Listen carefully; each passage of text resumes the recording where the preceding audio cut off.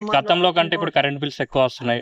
గతంలో 200, 300 వచ్చేది ఇప్పుడు 1200, 1500 వస్తున్నాయి అంటారు. దానిపై మీ ఒపీనియన్ ఏంటి బ్రో? కరెంట్ బిల్ అంటే ప్రెసెంట్ ఇయర్స్ పాస్ అవుతాం కొద్ది జనరేషన్ అది ఇయర్స్ చేంజ్ అవుతాం కొద్ది మరి ఇంప్రూవ్మెంట్ ఉంటది as per consumer requirement. Jagan పై రాళ్ళ దాడి జరిగింది కదా, రాయితో దాడి సో జరిగింది వాళ్ళు కదా. దొరికారు కొంతమంది బోండా ఉమాకి అనుచరులు అని చెప్పేసి టీడీపీ చేసిన అంటున్నారు. దానికి మీ కాన్సెప్ట్ ఏంటి, మీరేమనుకుంటున్నారు? అది మనకి తెలియదు బ్రో. అది ఎట్లా అంటే మీకు తెలిసింది ఏంటి? దాడి జగన్ పైన జరిగింది, చంద్రబాబు నాయుడు గారి పైన జరిగింది అంటారు, పవన్ కళ్యాణ్ గారి పైన జరిగింది అంటారు. ఈ సిచ్యువేషన్ లో అలాంటి పెద్ద క్యాలిక్యులేషన్ లోకి రావు. ఎందుకంటే ఎవరు ఎలాగా చేపించుకుంటారో, ఇంటెన్షనల్ గా చేయించుకుంటారో, అది నిజంగా అభిమానులు నిరాశ వ్యక్తం చేయడానికి చేస్తారో మరి తెలీదు. అది మామూలు ఈ టైంలో షో ఆఫ్ వేలో ఉంటాయి ఇవి. సో మంగళగిరిలో ఎవరు గెలుస్తారు? లావణ్య గెలుస్తారా, లోకేష్ గెలుస్తారా?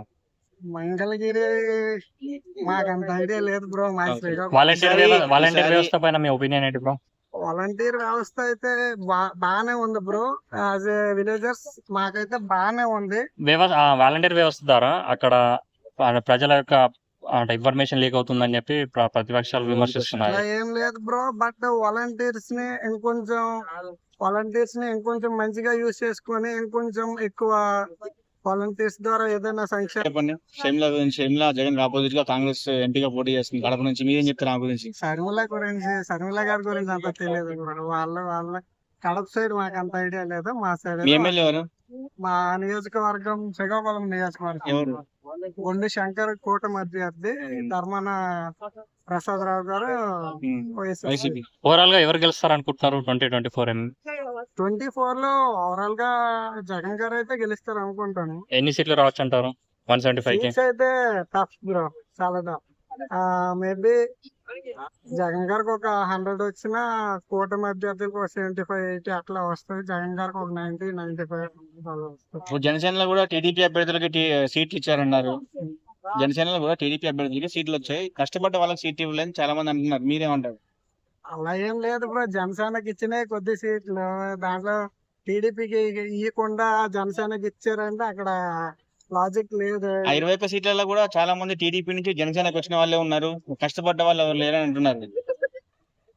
జనసేన ఈ టీడీపీ నుండి జనసేనకు వచ్చిన వాళ్ళకి ఇచ్చారు అంటే మరి అక్కడ జనసేన పార్టీ ఒక ఇదనేది గుర్తింపు అనేది పోయినట్లు. అందువల్ల నాకు మీరు అడిగినట్లుగా జన సైనికులు ఇన్నర్ ఫీలింగ్ ఏంటంటే కూటమి అనేది కరెక్ట్ కాదు. కూటమి అనేది అతనికి తక్కువ సీట్లు ఇచ్చారు కదా, దాని వల్ల పవన్ కళ్యాణ్ అన్యాయం జరిగింది అంటారా? కూటమి ఏర్పడడం వల్ల తక్కువ నియోజకవర్గాలు వచ్చాయి కాబట్టి జనసేనకి అది ఎంతైనా ఇప్పుడు గెలిచినా కూటమి అభ్యర్థులు గెలిచినా సరే జనసేనకి అంత పవర్ ఉండదు కదా బ్రో.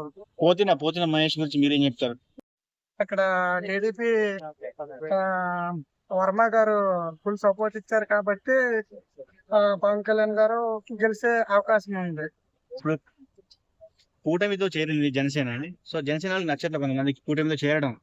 సో దాని వల్ల కూడా మైనస్ ఉండొచ్చు అని అంటున్నారు. మీరేమంటారు? ఆబ్వియస్లీ మైనస్ ఉంటది బ్రో. ఎందుకంటే Janasena most of the young people support కాబట్టి యంగ్ పీపుల్ కి అట్లా ఉంటది. అంటే ఎందుకు అవసరమా ఇండివిజువల్ గా పోటీ చేసి ఏమన్నా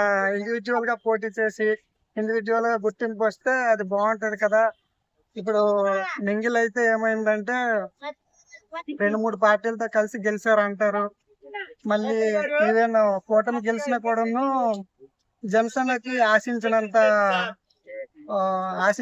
పవర్ ఉండకపోవచ్చు. సో జన సైనికులంతా కూటమిలో కలవడం కొంతమంది నిరాశ వ్యక్తం చేస్తారు.